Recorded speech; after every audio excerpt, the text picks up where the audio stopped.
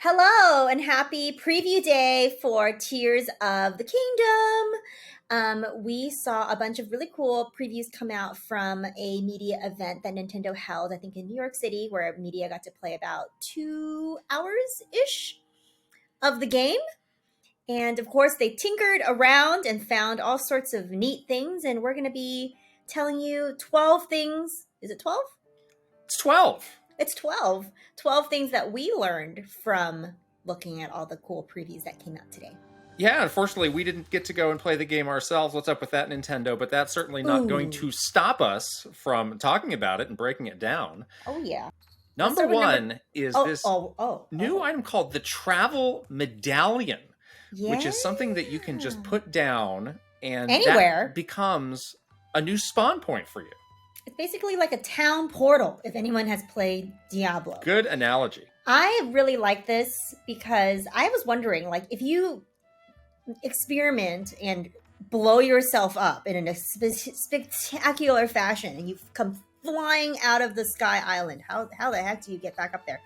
That seems annoying to try to, backtrack. But I'm happy to see that there is an easy way to spawn back, because I think it encourages you then to experiment in zany ways and not worry about having to, retrack for hours and hours and hours. So yeah, some people were saying that traversing from one Sky Island to the next was an adventure and was not easy, and there were opportunities to fail. So that does help make it easy. One other thing that we still don't know the answer to is like what's going on with shrines in this game. So that was obviously the fast travel system in Breath of the Wild. Mm-hmm. This is one way that we can just feel a little bit more comfortable about hopping around on these islands miles in the sky. I'm getting a little worried for the shrines. Seems like they're becoming obsolete here. Oh, well. All right. Next up, we have that you can save custom vehicle builds. We saw people creating those with the ULTRAHAND. So once you've got something made, you can save that as a preset. And if you have the materials on hand, you can just quickly build it again. This is nice. I think this is really nice. And again, it helps with the whole experimentation aspect of it. Because if you build something really cool and you don't remember how to replicate that again after like hours and hours of experimenting on how to build the perfect vehicle, like that would be pretty rough. So glad to see that there is a way to save that and recall that and use it again, and you don't have to like use a separate notebook like I'm prone to do for games and write down like the exact recipe for how you built one of your custom vehicles. Yeah, I wonder how many presets you can save, but I'm sure there will be just a few really standard ones that you're using time and time again. So this is very nice. But it does segue well into the third thing, which is we heard from pretty much everybody that the controls specifically with ULTRAHAND were a little bit tricky to get used to. Yeah, the controls seem definitely a little bit tricky. And, I feel like this might just be me, but the Breath of the Wild controls were like not that easy for me. It's like kind of weird, like the way the buttons were mapped. I don't know. That's just my personal opinion, but I don't think it was just you. I think it did have a very one-of-one control scheme. So I think part of it is probably getting back into that, understanding what new stuff they've added. But yeah, I heard specifically with ULTRAHAND, it's like picking things up and rotating them and getting them in the right configuration that you want. Mm-hmm. I can see that being a challenge. Yeah, and I think like I would think that this thing would happen a lot, and it could be a little frustrating where like you're like in the midst of rotating something and then it breaks, like your connection to it breaks and then everything just like falls apart. You know what I mean? So that could be something to get used to or may cause a little bit of frustration. Yeah. All right. Next up, we saw in a few video clips that you can use the fuse mechanic really like right on the fly. And there were a few clips I saw where Link was jumping down to attack an enemy with an arrow, and the player just went right into the menu, fused something onto the arrow, and shot it all in one very smooth motion. So that's really nice that's a very seamless experience. The game isn't limiting what you can do based on if you're moving or if you're in the air. This adds a lot of depth to the combat, I feel. Exactly. And I think that is a really good thing because it doesn't take you out of that really action-packed moment You might be spending a lot of time not doing any action because you're like building stuff and like flying around and exploring things. So when you do have those moments where you're fighting or it's very action oriented, it's good that there's not this like long pause where you have to like get out of that moment to do the fuse stuff. So anytime you can fuse a meat arrow like that, Gotta say, we were right about the meat arrow. We were right about a lot of things. It's I true. also saw the fire choo-choo jelly becoming the exact thing that we predicted. So way to go. The Go We're us. Right tour continues. Yeah. But go us. All right, this next one I'm really excited for. So one of the ways that you get the materials to put everything together to create these vehicles comes out of what legit look like Gotcha machines? capsule machines, gotcha machines, Yeah. where they Oh just my God. spit out like a dozen of these capsules, and these become things that you can put in your inventory, and it's like a steering wheel that you can put on Yeah. your vehicles. I love this. Yeah, it's like ZONAI parts, but in like a capsule machine. And you know me very well. I have a very weak spot for gotcha machines. In Japan, I took all of your money to It's go true. buy random crap from a gotcha machine. So this is so up my alley. I'm so excited about this. I love that there is some injection of a bit of humor in this game and something like just fun and zany, like having these like ancient parts be in this, in this like little toy machine kind of thing, which is great. And I was surprised at how many came out of the capsule I machine. know. Like just kept coming. Like, whoa. So It just spit out like 20 balls. I was like, it whoa. leads me to think they don't want these to be really limited. They want you to have them on hand. They want you to use them and always be using your imagination to build stuff. So that's nice that there's not some artificial constraint around that. That's true. Yeah. Okay. Next, we had heard about some of the caves in the game, but now we got confirmation that there's caves on the ground level, but also caves on the sky level. And one of the previews I saw from the Washington Post was saying that with all these layers to the map and these cave systems for you to explore, the game could rival Elden Ring in terms of the size and the scope, which is a big thing to say. Wow. Yeah. I mean, I've already, we were already feeling that, like, with the addition of the Sky Islands, that it feels like, well, at least the game is 50% bigger, right, from Breath of the Wild, because you 50%ed the sky. But yeah, now you have to contend with like above ground, on the ground, underground.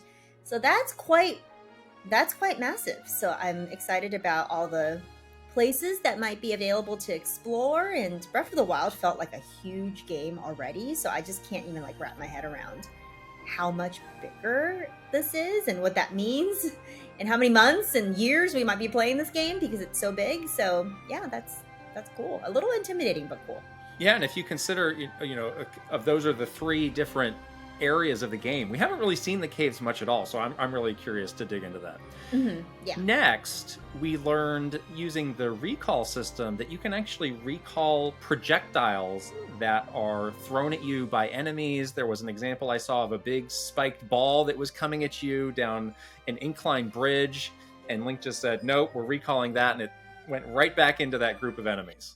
Yeah, even like recalling while you're doing a puzzle, like if you mess up, you can just rewind, basically. That was pretty cool. We had a lot of questions about the recall when we first saw it in the Mr. Aonuma gameplay trailer, where he just used that recall to use the rock elevator. And we were like, oh, does it work for other, gameplay parts in the game? And it looks like that's been confirmed, and that's going to be a big part of maybe how you solve puzzles or even to defeat, large groups of enemies. So that just adds, again, another layer of creativity, I think, for how you get through the world, which is really cool. Yeah, it's great that we're seeing in these previews that all of these new systems are not just like one-trick ponies or, oh, it only works with this, but it doesn't work with that. It seems to really be extremely flexible with whatever you want to do. It's really nice to get the confirmation for. Yeah. Next thing, we're very excited about this. We saw in IGN's preview, they made a comparison to the sky area feeling like Wind Waker, which is something that I have been saying I'm personally so excited for. Wind Waker is like a top Zelda game for the both of us, and that sense of just wanting to go to the next island to find out what is there, and just having this wide open system for you to navigate and explore and be a part of that adventure sounds so fun.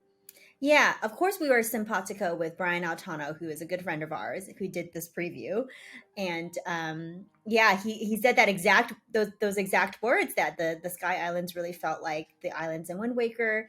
Um, so very glad to get a confirmation of that feeling from someone that actually played the game. And yeah, we were thinking that that might be the case when we first saw the Sky Islands. So yeah, that's going to be great to see how that compares when we finally get a chance to play the game. Next thing is hopefully going to make people feel a little bit better who are worried about playing this game on just the the 6.5 year old Nintendo Switch. So we heard from in a lot of these previews, the frame rate is very solid. The draw distance is nice. It's definitely an upgrade from Breath of the Wild.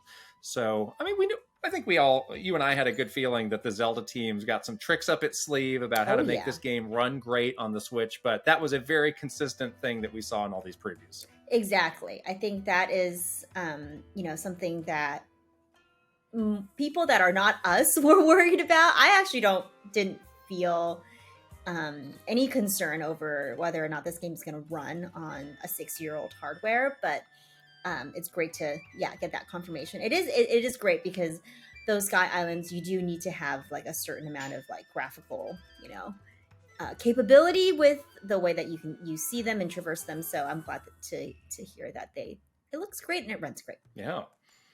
Next up, we saw some examples of Link throwing items that were just sort of straight inventory items and maybe used in crafting, but this time you can just throw them. So one example I saw was Link threw an ice choo-choo jelly at an enemy and it just poof got frozen in place. Right. Yeah. So that's great that not only are these things available for fusing, but they have another role instead of just, sitting in your inventory. Like I go back at my Breath of the Wild inventory and there's so much stuff there. It's like, am I ever going to use any of this? I'm still playing this game, but it feels like 90% of it is just destined to sit in my inventory untouched. Now I have something else I can do with it, which is great.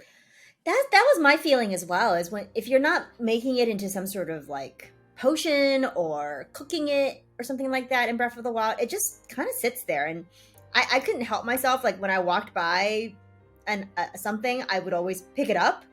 I don't know why. Maybe that's just a human nature thing, even though it was completely useless to me. But now it seems like those items do have some other purposes, and they won't just be sort of relegated to taking up room in your inventory. Next is a really nice quality of life addition. It seems one of these ZONAI items that you can get is a portable cooking pot, like a one-time use pot that you can just use anywhere when you're out in the field. I love that. This is nice. You always had to go back to where you knew a cooking pot was in Breath of the Wild to do that. So no more. Just drop it and do it. It is a one-time use pot though, so you don't mess up your recipe and cook a dubious food, which you had to eat one time. I love dubious food. I mean, who doesn't? But yeah, so it is good to, I mean, I don't know, maybe you can just stock up on these one-time use pots and have a whole bunch in your inventory that you can pull out at any moment. But good to know that you don't have to go to like a stable or go to an area that you marked on your map with a cooking pot. That's right. And then finally, this is big. KOROKS and KOROKS seeds are back. Oh. I'm a conflicted Korok person. I was never a Korok seed collector because I just felt very overwhelmed by that. I don't know how I feel about that, but I'm sure a lot of people are very happy about the Koroks coming back, and they cannot wait to collect 999 whatever seeds again, or maybe it's more than that this time. Gotta get that poop. Good luck to all of those. Best wishes to all of those who are going to be collecting Korok seeds till like 2030. So, getting all 900 whatever, not really my thing, but no. I did like coming across them. I'd liked finding them. That was fun. Yeah, haha. You did use those to upgrade your inventory size in Breath of the Wild. It wasn't confirmed if that's what you're doing here, but that was such a fun little side task. It's nice to know that that's back and will be something that will have people trying to do it years and years and years after the game is out. Yeah. Now, we did also have, in addition to these 12 things, a couple questions that remain unanswered coming out of these previews. And we understand there was a lot that was under embargo. So I think we're going to have to wait until the reviews or the game is out to find out what's going on with these things. Yeah, what is happening? You had a Yeah. lot of questions about these Sky Islands. Well, my question is, they seem to me, based on just the previews, and because we have not seen a single shrine since they've been showing us stuff with Tears of the Kingdom, are the Sky Islands like a replacement for the shrines? It sounds like you're exploring the islands. Every time you go to an individual Sky Island, there is like a thing to do, whether it is a puzzle or some sort of, Korok, help a Korok, whatever. Which is similar to how the shrines were in Breath of the Wild. Like they kind of had varying degrees of whether you're defeating an enemy in that particular shrine or solving a puzzle in that particular shrine. Kind of seems like the Sky Islands are replacing the shrines. And now that we have this travel medallion thing, I'm wondering, like, is that true? So that's my question. Are there shrines in addition to the Sky Islands on the ground? What is that whole system like? I am going to hold out hope for the shrines. I love the shrines, but it is strange. They could have said in their embargo, don't talk about or show shrines, but with the footage being what it is, of Link being up in the sky and the new draw distance, it would be hard to block out any visual of a shrine in like such a big radius. Yeah. So I do wonder what is going on with that. Maybe it's something where they're all in the subterranean system. They're all in a cave. Or they're on the ground and you can't see them. Maybe there's in some the new island entry point where you just can't see them as visibly as you did before. But that was that they served a purpose before of like, oh, I need to go to that thing. That's my next task, and I'm going to figure that out. So that remains a big mystery. Mm-hmm. The next big mystery, and I think this is really driving some people crazy, is are there dungeons in the game? This seems to be a point of debate among the people who are at the preview. Well, yeah, we saw some chit chat between our friend Gene Park and our friend Brian Altano about whether or not a certain thing in the preview constitutes as a dungeon. That just brings up a whole other can of worms in this dungeon debate, and I think people are on like way on edge on this. So I'm sure that they're just going to be like sent over into a tizzy. But like, this is like existential questions. What is a dungeon? What are the qualities that constitutes a dungeon and not? So maybe those are questions that we need to answer for ourselves and agree on before we all collectively say there are no dungeons or there are dungeons. I don't know. That's a good question. I wonder if the Zelda community could come together and say, these are the 3 qualities of a true Zelda dungeon versus something that isn't. I'm certainly not the person to do that. I'm fine either way, but I think this is going to be one of those debates that goes to the bitter end. It's going to go to the bitter end, and it might be like that thing that someone who's very stubborn holds on to. It's like, I don't consider this a dungeon. I'm not playing this game. So if you're that person, I'm sorry. Yeah. So that's everything we saw in these previews. There was a lot, even though the scope of the area that people got to play was not that big. I got to say, this got me pretty hyped. I'm excited. It seems like everyone had a great time, and it's always, great to see someone not Nintendo do a thing and share their impressions. I think the creativity part of it, everyone can agree on, is really the highlight of Tears of the Kingdom. So yeah, I'm excited. I'm pretty hyped too. So I can't wait. It's only a couple more weeks. We're very close. Shout out to all the outlets and content creators who did get to go. We have attributed some of the videos here to them. You should go ahead and watch their videos too to get their perspectives and get even more info. Yeah. All right. We are going to wrap this up. We'll see you guys later. Bye-bye. Bye.